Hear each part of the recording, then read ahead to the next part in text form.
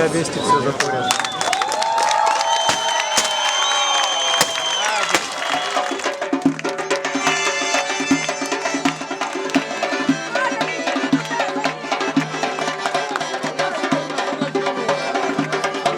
Что с Токио?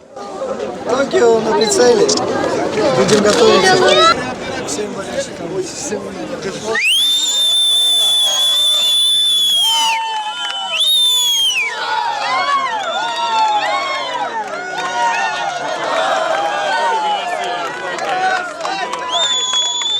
Станислав Рамонов, мы говорим вам сегодня не только добро пожаловать в Осетию, добро пожаловать в славную, большую осетинскую олимпийскую семью.